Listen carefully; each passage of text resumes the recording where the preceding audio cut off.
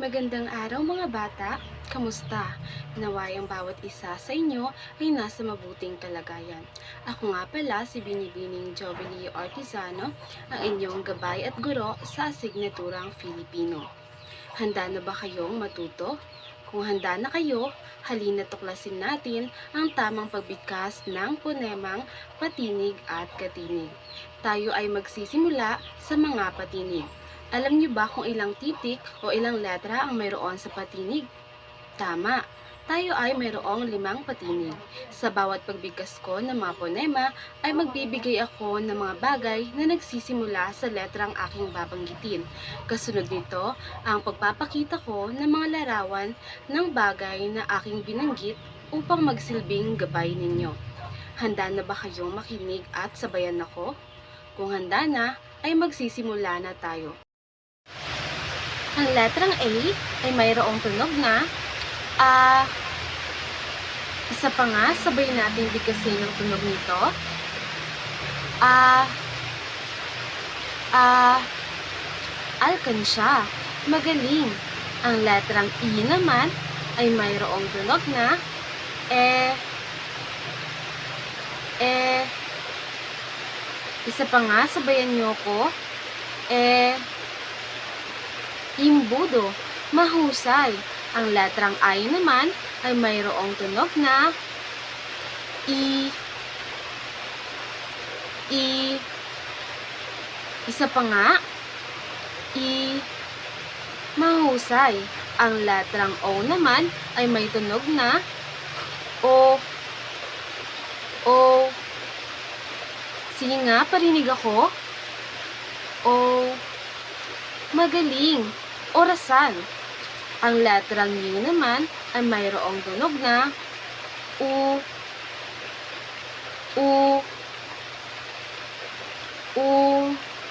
Sabay nga natin bigkasin ito. Unan. Talagang napakahusay ng aking mga estudyante. Ngayon ay dadako naman tayo sa pagtuklas ng tamang pagbigkas ng ponemang katinig. Ang katinig ay binubuo ng 15 letra. Halina at simulan na natin ang pagtuklas nito. Sabayan ninyo ako. Ang letrang B ay mayroong tunog na B. Ang bagay na nagsisimula sa letrang ito ay bola. Isa pa nga, bola. Mahusay. Ngayon ay dadako naman tayo sa letrang K na mayroong tunog na K. Ang bagay na nagsisimula sa letrang ito ay kutsara. Napakagaling. Ang ikatlong letrang patinig naman ay ang letrang D na may tunog na D. Ang bagay na nagsisimula sa letrang ito ay damit. Ang ikaapat ay ang letrang G na mayroong tunog na G. Sabayan nyo nga ako. G. Ang bagay na nagsisimula sa letrang ito ay gunting. Isa pa nga, gunting.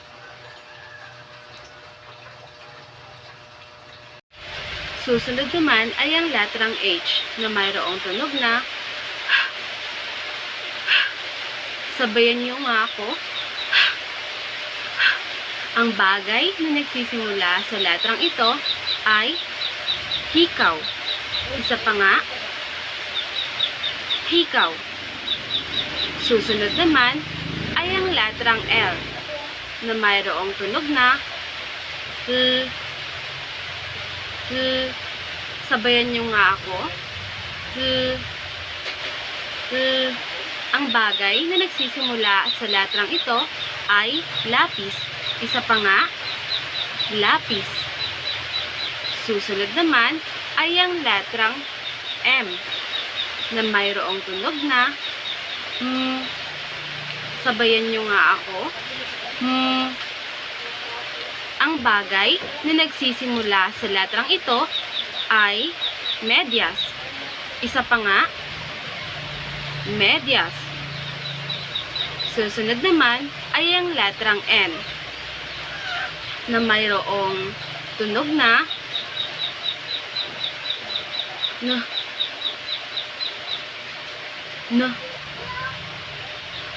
Ang bagay na nagsisimula sa letrang ito ay niyog.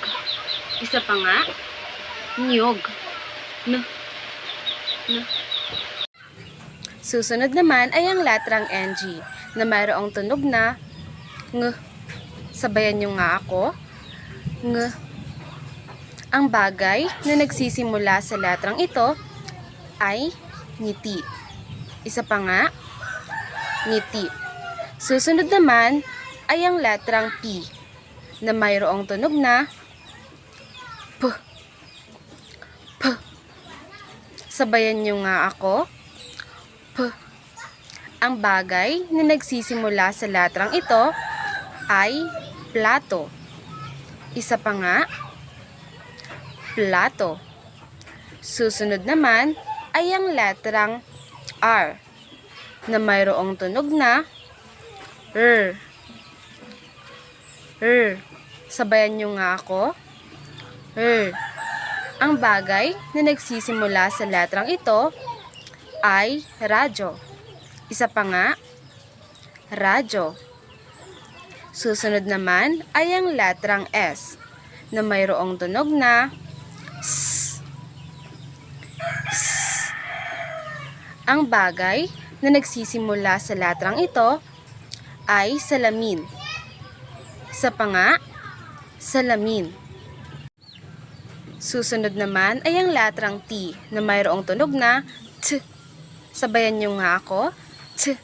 Ang bagay na nagsisimula sa letrang ito ay tinidor. Susunod naman ay ang letrang W na mayroong tunog na W. Sabayan nyo nga ako. W. Ang bagay na nagsisimula sa letrang ito ay walis. Susunod naman ay ang letrang Y na mayroong tunog na U. Sabayan nyo nga ako. U. Ang bagay na nagsisimula sa letrang ito ay yoyo. Isa pa nga, yoyo.